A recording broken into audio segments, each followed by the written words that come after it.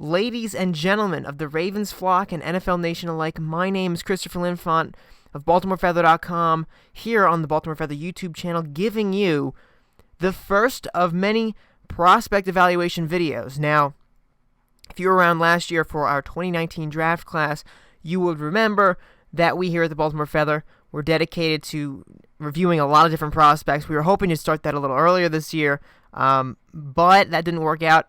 Really, honestly, because of coronavirus. I would have started earlier, but upheaval, me being a college student, having to come home and deal with online classes and figuring all that out, has put a significant amount of strain on the website, on getting ready for the draft. But here we are, we're about a month away from the draft, still plenty of time to evaluate prospects, and over the course of the next few weeks, so long as the draft is still going to happen on April 23rd, that is the line the NFL is towing. So long as that's going to happen, we'll continue up to that point. So, anyway, before we get into today's prospect, Tee Higgins, I want to remind you that you can subscribe to the Baltimore Feather YouTube channel by hitting that red subscription button below, and you can also hit the notification bell to make sure all our videos get put into your subscription box ASAP. That's a very awesome way to do that. Otherwise, the YouTube algorithm might hide it on you. I know that's a big problem with a lot of people, especially just seeing content they want to see. If you want to find me on Twitter, you can find me at Chris Linfante, and of course you can find the Baltimore Feather at BeMoreFeather as well.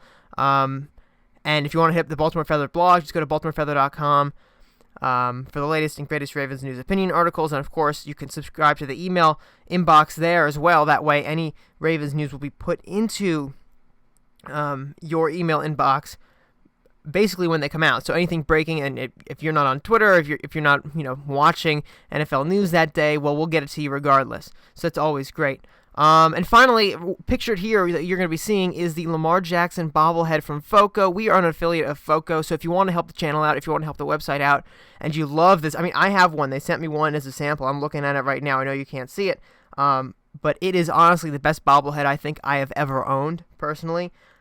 It's super intricate. It looks better in person than it actually looks on the screen right now, which is saying something. So if you want to support the channel, if you want to support the website, hit the link in the description below. That will take you to our affiliate page with them, where you can buy this amazing Lamar Jackson bobblehead. And when I mean amazing, I mean amazing. There is nothing better than this Lamar Jackson bobblehead. Honestly, you put it on your desk at work, or if you could work right now because of coronavirus, all your friends, your Ravens fans' friends, are going to look at that and say, oh my God, where did you get that? And all the Steelers fans in your office are going to be very angry at seeing that, but that's the fun thing. Making Steelers fans angry might be the best thing about being a Ravens fan. So order that today if you want help of the channel, and of course, it's just a fantastic bobblehead. Okay, without further ado, let's get straight in to Tee Higgins. So pictured on the screen here, as you'll be able to see, are Tee Higgins' stats, his combine stats, his pro day, according to the sources. He's one of the few guys that had a pro day. There's a lot of pro days that have been canceled. We have his height. He's 6'4", 216 pounds. His arm length is 34 1/8 inches, and his hands are 9 1/4 inches. And then you can see there I also put some of his accolades. So he's a first-team ACC and second-team ACC. I believe the second team was 2018, first team was 2019. Of course, he's got that national championship trophy from what he won in 2017 with the Clemson Tigers. So yeah, that's all his accolades and everything. If we look at his stats, because that's always where you want to start. To get a base understanding of this player, we need to take a look at the stats. And the nice thing about Tee Higgins is he's improved every year playing as a receiver. Now, he only played in 7 games as a freshman, but his sophomore and junior year, he played in 15. Now, my college football fans out there will understand that's still impressive. Well, obviously it's impressive because the college football season, for those of you that don't know, is only 12 games. So it's not the 16, well now 17 games of the NFL is going to be.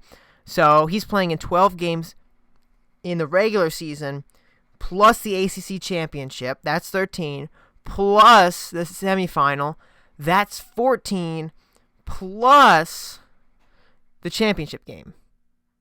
So that's a lot of games, although I don't think they went in 2018, so I don't know where that other one comes from. I have to figure that one out. But he's played in every game, essentially, that Clemson has offered to him. I don't think he's missed a single game. And when you look at his receptions here, year one, as you see, only 17 receptions as a freshman, 345 yards, pretty good, 20.3 average as a freshman.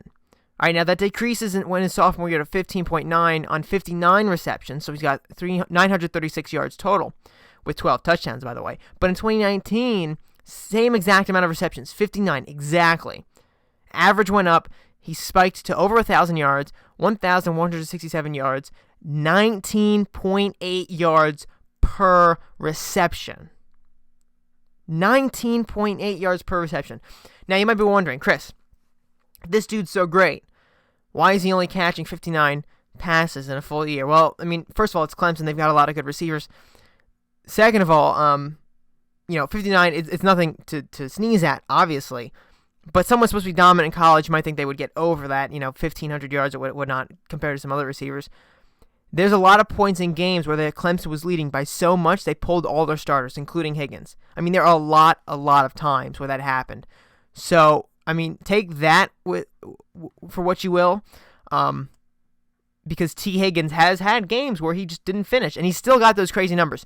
The craziest number here, though, it's not the 1,167 yards, it's not the 13 touchdowns in that year. It's the 19.8 yards per reception, because when you take into account he's 6'4", he's a tall and fast dude. Now, I know this comparison is probably overblown, okay? But I want you to think of somebody like Randy Moss, because Randy Moss was tall. If I'm not mistaken, he, what was he, 6'4" as well? I'm checking it right now. But he was around 6'4", and he had incredible speed. Incredible speed. And that's how he came to dominate. Yeah, 6'4", 210. Tee Higgins is 6'4", 216. Incredible speed here, too. Now, there are some differences, obviously. Tee Higgins is not as good as a prospect coming out as Randy Moss was. And when we get into the tape, I hope you'll see why. But you'll see the speed. You'll see that. And then, he didn't run at the combine. I don't think he did anything at the combine. He didn't run the 40-yard dash. According to Dabo Swinney, his Clemson head coach, he had a bit of a hamstring issue, nothing serious, didn't want to strain it, though, for the draft. So that's acceptable. But he did supposedly run the 40-yard dash at the combine. Not at the combine, at his pro day, as you can see here on this graphic. Now, at the pro day, it doesn't give us an exact amount because every individual scout's timing himself. But he ran it twice, and he hit mid-4.5s, both times, mid-4.5, so 4.5 seconds.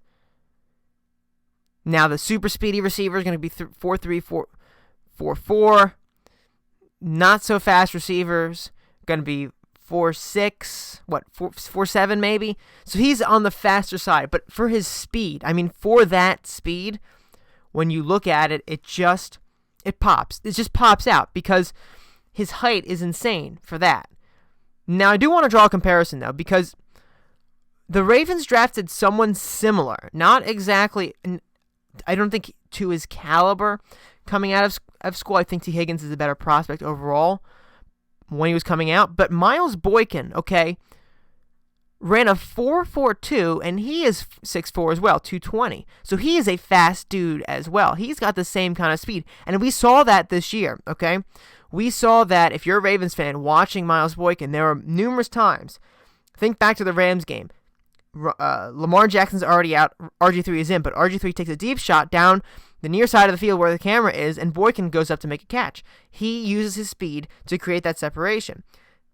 Seattle, same thing. We have Lamar Jackson throwing it deep. Boykin, another deep threat target. You wouldn't expect somebody like Boykin at 6'4" to be that guy. You'd expect him to be more of a possession guy. But the interesting thing is the Ravens want to find guys who have possession attributes, 6'4", 216, 220 pounds, with that speed. Someone maybe in that vein of a Randy Moss type guy. That mix of athleticism. Now, Randy Moss was a much more athletic prospect than I think either of these two players are, Miles Boykin and Tee Higgins, at this exact time. But my point is, I like Tee Higgins as a prospect a lot. But the question for the Ravens, and remember, this is a Ravens channel. I love it when all NFL fans watch a channel and get excited about prospects, but we do have to tailor it to the Ravens. The question is, will the Ravens want to replace, because they're essentially going to have to replace Miles Boykin if they draft Tee Higgins. And that's not to say they both can't be on the roster.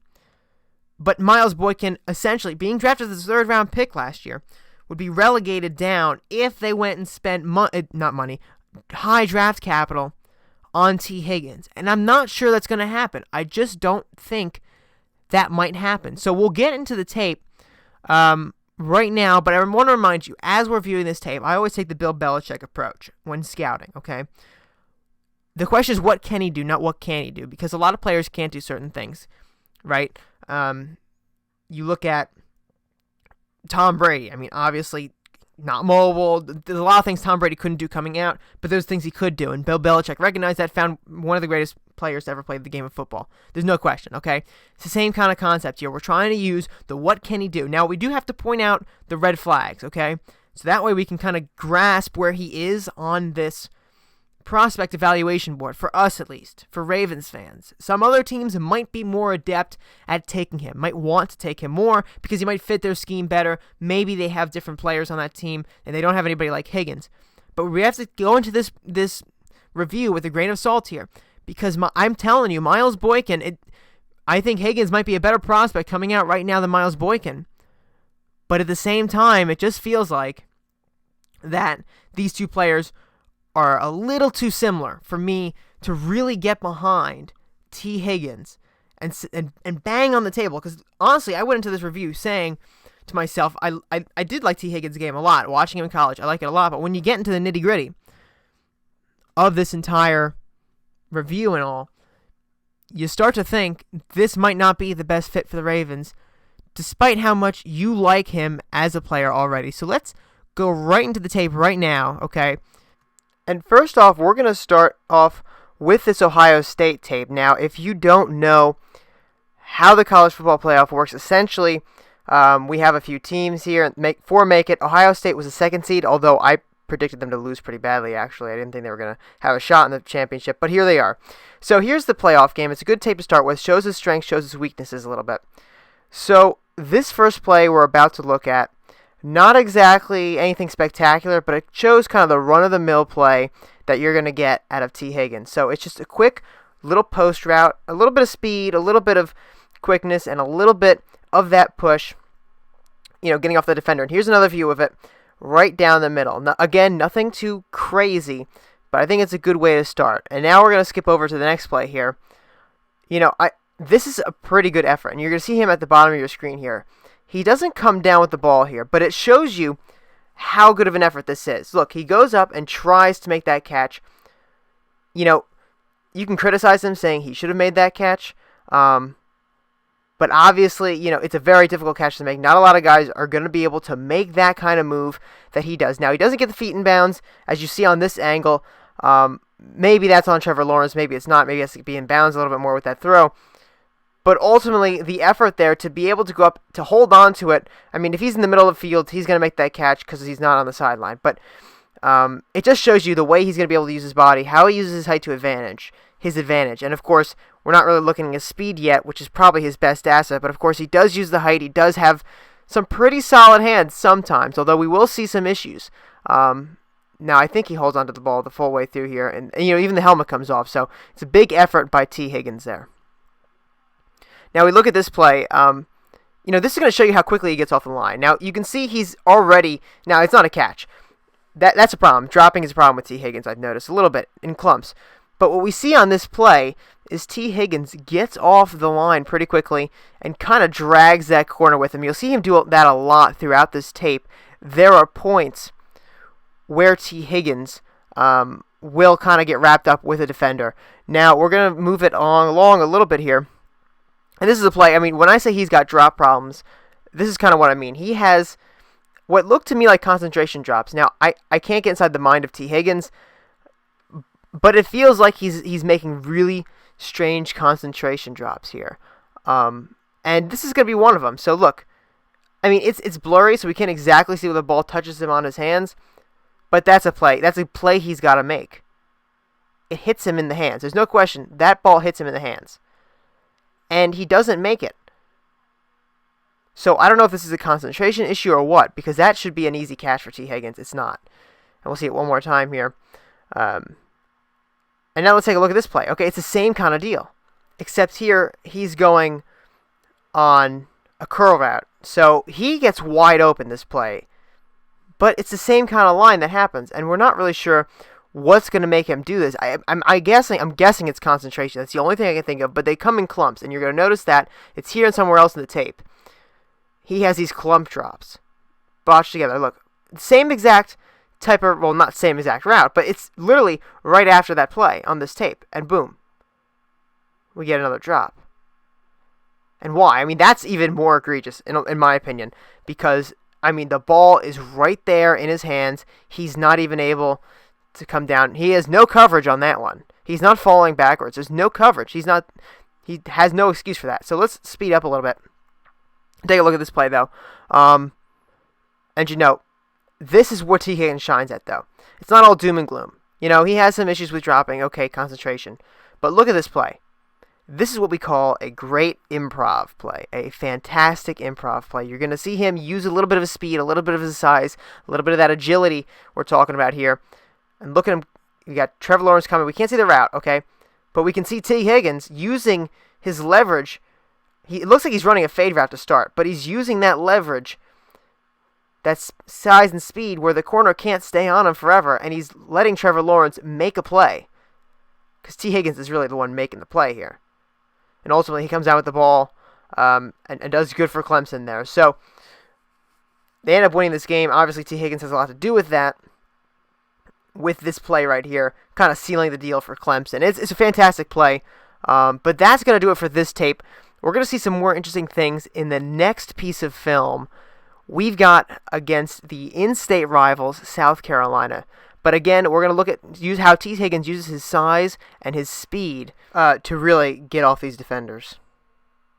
Here we have him going up against South Carolina. Now, admittedly, South Carolina not as good of a football team as Ohio State. There's no question about that. You look at the record right there, 4-7. This is the last game of the season. Okay, but they're still putting in the work here. And Tee Higgins does some great things here. But the first play, I gotta say, it's a little hit or miss here. And you'll see why. I mean, there he is on the top of your screen, okay? And he's going to show off some really big deep threat ability. I mean, it's really big. Look at how quickly he's going to get past this guy. And look at that. Boom, he's right there. And he just can't haul it in. Now, granted, Trevor Lawrence should have thrown that ball farther, okay? Tee Higgins should not be turning around to make a play like that. But it's also right there. And if you're gonna consider him a first-round receiver, like a lot of people do, and again, it's not about what he can't do, it's about what he can do. But I'm telling you, if you're going to consider him a first-round receiver, he's got to make that catch. It's a very difficult catch. I can't do it. A lot of people can't do it. But if he's going to be a first-round guy, he might have to be the one to do that. So take that for what you will. Now, let's skip ahead here. I want to show off his speed a little bit more. Okay? Here's a great play. Look at him down that. He's on the top of your screen, or the right side here. Right side, look at him down there. I mean, it shows you that he can get open, okay? Now, he's not completely open. He's being held a little bit there, it looks like. And then there's some plays in this game, I don't think I'd have it on film, where he's essentially being held and the ref actually calls it. I think it's that cornerback, because you can see he's being held. I mean, it's very obvious right there. You see it? But that's how he has to hold him back, because of that speed. So it shows off his speed there. Let's skip over here, okay? This play right here. I mean, just watch this. That is excellently executed. It's a perfect fade, and he remains close to that corner for a little while. It's not like he's pushing off much. I mean, maybe he is before we see it, but I mean, he uses his body, he uses his speed to go get that ball, and he executes that fade route perfectly. It's a well-thrown ball by Trevor Lawrence, too. You have to credit the quarterback there, but I think it's a very good route overall, and I think it just shows you how he's going to work in the end zone. I mean, we saw it in the previous tape. We saw him do a little bit of magic trying to get open. He does that again here with this fade route, and he's a great red zone target. The combination of his body size and his speed makes him that target, and of course, big wingspan too. He's going to be able to go up and get some balls. Of course, though, he does have some drop issues, as we saw earlier, although it's not entirely on him, but for a guy that we're touting here as one of the better receivers in this draft, I would hope he would make that. So here we go again. I think, is he on the bottom of the screen here? This I just want to show you some more speed. I mean, look how quickly he's going to get off that line. I mean, it's not super quick, but once he hits that speed, you can see that cornerback right there is going to have some trouble keeping on to him. Now, we don't see the whole route, but we kind of get the assumption that he's running like it looks like a slant into the middle of the field there. Doesn't get open, but, you can tell that some of these cornerbacks are going to have a hard time holding on to him. And to really, really throw that one home is this upcoming play. So watch this. I mean, this is what we call in football, even though it's a baseball analogy, a home run play. It's a downfield see you later. I mean, look at that. How does a guy that big make that much separation on that route? Please tell me, because I don't know, okay? That's a fantastic job by Tee Higgins. Well-thrown ball there. Really contrasts with the first play, right? I mean, it was a good route by T in this first play, too. It's a flea flicker. Trevor has the opportunity to throw it, but he just throws it short. But then you get something like this. Like this see you later play, as I'm going to call it. This bye-bye, I'm gone. I mean, you can't execute that any better. And that's speed. I mean, that corner or safety, or whoever that is, had no shot on holding on to T at any point in that route. None whatsoever. And then here we get another look at it. I mean, this might be the best play on the tape. That safety, there's just a little tiny bit of hesitation. That's all it takes for T to break away. You see that little tiny hesitation with that safety. Right there. And he's gone. That's it. Home run. Touchdown. No one to stop him. Now let's skip a little bit to this play. Okay. And this is an interesting play. Watch this. This is something you wouldn't expect out of him either. Good sideline catch, and then you get the whoop right there. It's like a Lamar Jackson move. You get the whoop, that little agility, that elusiveness. That's not something you're going to see in a lot of guys his size. And that's what makes Tee Higgins special. I know I keep saying it over and over again, but I'm trying to hone this point. That, I mean, the agility, this is really the only time we see that agility. It's more of a speed demo for the rest of the tape, but I mean, how many guys are going to be able to do that at that size? I mean, Marquise Brown, you'd expect to do that, not Tee Higgins. But he does it anyway. Okay, so final piece of tape we're going to review here today. This is the All-22, and now this is the elusive All-22 footage, because we don't usually get this when we use our YouTube resources for prospect reviews, but we got the All-22 footage here from the LSU National Championship game. Now, if you didn't watch this game, it was a little close for a while. LSU ended up pulling ahead and basically dominating towards the end, but it does give us some good insight to Tee Higgins. And the first play, I mean, here's when I said earlier, I have a little bit of question about his hesitation. Now, you got to find him first on this play. I think he is on the bottom of your screen. I'm sorry, not the top of your screen. Let's go back. My mistake. So he's on the top of your screen here. Now, good speed, but I'm questioning why doesn't make more separation. I feel like he can unleash it a little more on here, and I don't know why he doesn't. He kind of gets caught up with this corner, and this corner is a good corner. This LSU defense is very, very good. But at the same time, I feel like he should be making a little bit more separation. He doesn't hold the ball in because of that coverage there. So it's good coverage, but at the same time, I feel like he could make a little bit more, although who am I to judge, right? It's difficult in the All-22 to really adjust to his speed, but it's important.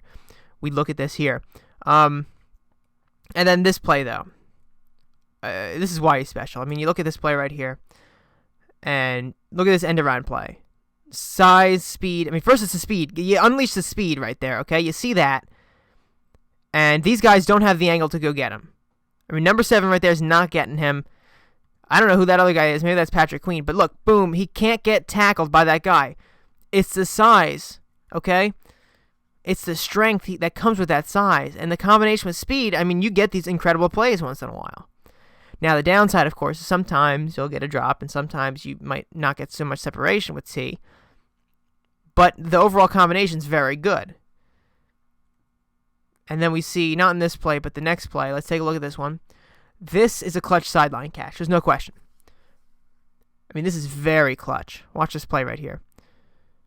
Heading towards the sideline, right there. How does he make that? It almost reminds me of that Julio right here, if you haven't found him. It's almost like that Julio Jones Super Bowl catch. This actually may have taken place in the same place. I don't remember where that was. Oh, no, this is New Orleans. Maybe it was. I don't remember. But anyway, it doesn't matter. The point is, I mean, look at that catch. how many receivers make a catch like that? It looks like he gets both feet in bounds. You see the official come in, and he says it's a catch. That official right there. And you know it's good. Because T does some crazy things like that. Now let's take a look at this play. Right here. I love this play. It's a good slant route, but look at the way he holds onto the ball. I mean, if he has some drop problems with concentration, he doesn't have it when he's getting hit. It seems like he concentrates more on when he gets hit like that. I mean, honestly, I would drop that. I mean, I'm no receiver, but I'd drop that ball. A lot of receivers would drop that ball, but he doesn't. And he looks like he just got banged up on that play, and I can understand why. That had to hurt. Had to hurt a lot. Let's take a look at this play. This is a little questionable. I'm not sure if this is... It's based on this angle. I can't really tell, but this could be right there on the slant, if you didn't notice. I'm sorry. Here he's coming in on the slant. Is that a high drop or high throw, or is that a drop? It looks like it's high. So maybe it's excusable on this one. But still, you know, you would like him to make an outlandish catch like that if he had to. He doesn't do it. I think it's a high throw. So we'll let that one slide. Although it's a bad angle really to evaluate that. Now, here's another one, right? When I say he makes drops in clusters, I mean, this is what I mean. Now, again, it's a bad angle. But here we are. This one's a really bad angle, actually. Watch this. So we have him right there, okay? Bottom of your screen. Trevor Lawrence throws it. It's kind of low, and he tries to go down for it, but he doesn't come up with it. If this was facing the other way, we might be able to tell if he actually had a chance to catch that ball or not. I don't know. But at the same time, two of those in a row, I mean, probably one of those should have been caught. But it does feel like the drops and those issues are kind of clumped together with him. And it has to be concentration. That's the only thing I can think of to really justify why that's happening. And then look at this play. We don't get to see the route, but it's another one of those, I mean, goodbye plays. And we don't know what happens, but somehow the cornerback's fallen down there. So you got to imagine he's using his speed to get there, and that cornerback, I mean, it looks like a flag was thrown. So he may have pushed off, but still, I mean, the use of his body is impressive. Now, he's got to clean up a little bit. If that is a push-off, he's got to clean up a little bit. We can't see it on here. We have to assume so because there's a flag down. But, I mean, it's still impressive nonetheless. But he's got to, you know, he has to clean that up if that's true. And then this is the final catch of the tape. We'll leave you with this on the tape here. He's going right down the middle, as you can see right there. It's kind of like the same play that we saw right in the beginning of this tape. The very, very first play. Just right down the middle, easy money grab for him. Nothing too spectacular, just a normal, everyday kind of post route down the middle. Nothing crazy, but you can see why he gets these enormous, and I mean enormous averages of almost 20 yards per catch. Because he's using the speed, he's using a lot of different tools, not a lot of receivers have. And that begs the question, okay, as we exit this film review and go back here to our graphic, you know, how does he stack up, okay? Now, I have it, as you'll see right here, I have it blacked out first, okay? We have this blacked out for cinematic reasons, okay? We're going to tell you what we think. But I want to give you the pros and cons first. So the pros with Tee Higgins, as you probably already garnered, he's got incredible speed for his size. It's that combination I like. And he's got quickness that we saw too. And he had very good college production. But the cons, though, you got to question that concentration sometimes. And sometimes we see to fail the separation. And then there are the unknowns. I'm not an evaluator of route running. I'm not going to pretend to be today. I really struggle with that sometimes. You know, maybe it's not the most important thing, but, you know, we don't really get to see that anyway on this tape, so we're not going to make a judgment about that. And then, of course, blocking, we don't get to make a judgment about that either. So where would he fit on the Ravens if the Ravens drafted Tee Higgins? He'd be the outside possession guy, and you'd have to essentially take snaps from Miles Boykin. Now, that's a double-edged sword, because that could be a good thing. It could be a bad thing. Do the Ravens really want to move on? I mean, they're not moving on from Miles Boykin, but they're kind of pushing him down a little bit by drafting Tee Higgins, if that's the decision. And ultimately, to me, it really depends on where the Ravens get him. As we go back to our graphic here, you know, I think a fair round to get him is going to be the second round, honestly. Now, there are people saying he's a late first-round pick, and I understand that. I think he has tremendous upside. But I feel like, some of the drops and some of the separation issues, again, it's what he can do. And what he can do is great. But it's not like, he is the most absolutely amazing receiver. I think, there might be, he's one of the best receivers of this draft class. There's no doubt. That's not what I'm saying. But I don't think there's enough here to really tell me that he's a first-round pick. I kind of put him in the high second-round pick.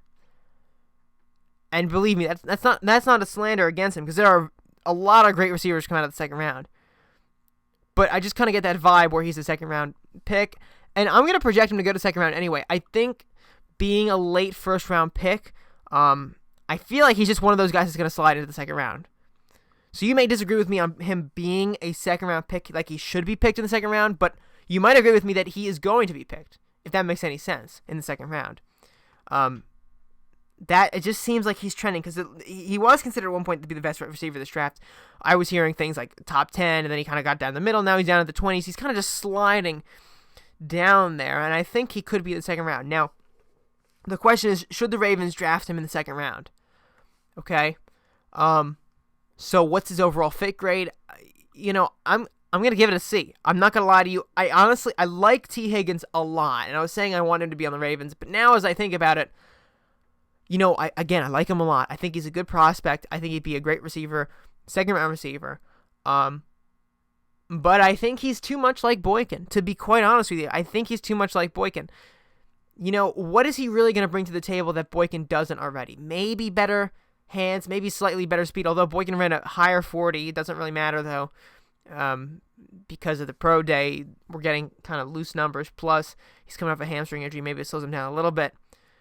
That's a problem, too, the injury. I should have noted that on the pros and cons. The hamstring issue itself kind of projects me to make him a little bit lower than a first-round pick. But I got to give him a C fit grade. I don't think there's anything that makes him really stand out, because we already have Boykin. Jaleel Scott, 6'5" there as well. He's not a speed guy, but we have red zone targets. It's not like we're desperately in need for a red zone target. Last year, we were desperately in need of a wide receiver. There was no question about it, because we had, who do we have going into the season at wide receiver? We had Chris Moore, we had Seth Roberts, and Willie Snead. Okay, that is not a trio we were going to run with. We didn't have a speed guy. We didn't have a speed guy. The last speed guy we drafted in the first round did not pan out very well in Baltimore. Of course, Perryman went on to do better things elsewhere, but it didn't work in Baltimore. So we got guys that we didn't have. We kind of got a guy like Tee Higgins, a kind of hybrid speed and size guy in Miles Boykin, but he didn't get a lot of touches, okay? If the Ravens really wanted to use somebody like Miles Boykin, similar to this Tee Higgins type player, they probably would have gotten him more touches. Now, maybe that's Lamar in the offense making those decisions, but ultimately, it just doesn't feel like he's going to distinguish himself so much from Miles Boykin. And at that point, with Boykin only being in his second year, I don't think it's early enough. I don't think it's early enough. I don't think it's late enough.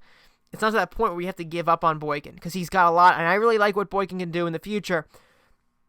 But if the Ravens really didn't like Boykin, they could get rid of him at this point and draft Tee Higgins to replace him. But I don't think that's the case. I think they want to see what they got in Boykin, and that's how it's going to move overall. And then we look at his prospect grade here.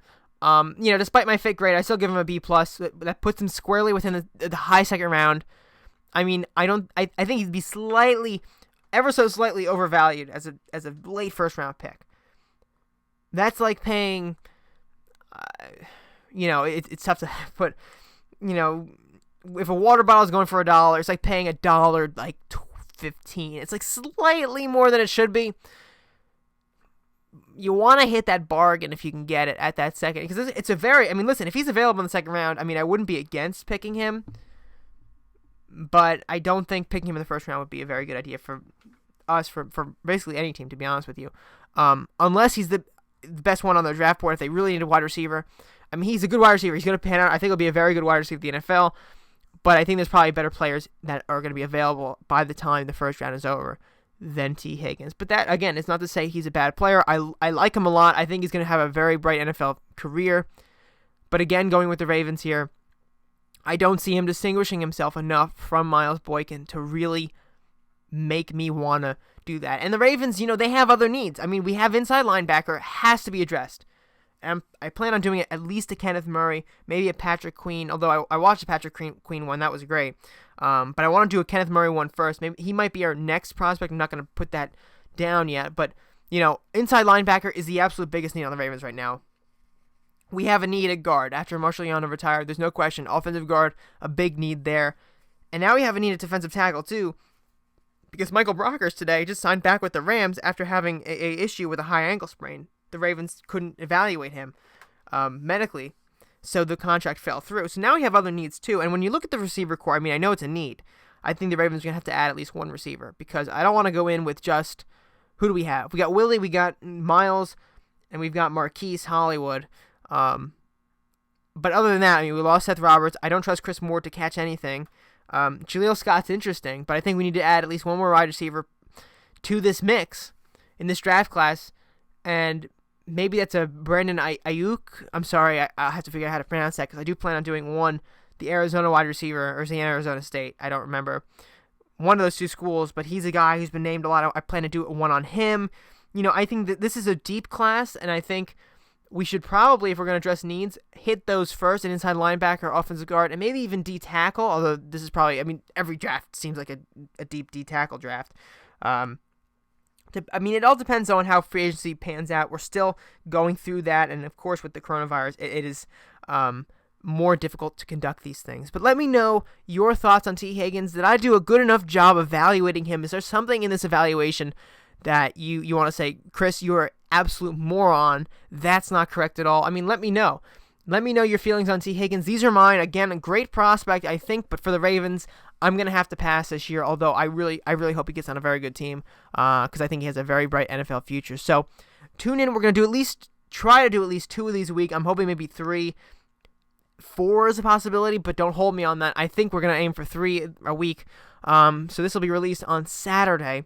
So again, make sure you, honestly, smash the like button too. If you've made it this far, let me know by smashing the like button. Tell me in the comments. Hit that notification bell when you subscribe, and of course you can find us on Twitter. All links below. And of course, hey, check out that Lamar Jackson bobblehead. Really helps out the channel. You don't even have to purchase it. Just look at it though. It is the coolest bobblehead I think I've ever had in my life. But again, so we'll do more of these draft prospect reviews. Let me know if you guys like these, and then if you have a player you want me to review, honestly, tell me in the comments. Tweet me. Be like, hey, at Chris Linfante, at Baltimore Feather. Why don't you review this guy? And I'll give him a look. So let me know again what you guys think, and thanks for watching, and we'll see you on the next episode of Ravens Draft Prospect Review. I am Chris Linfante for the Baltimore Feather, signing out.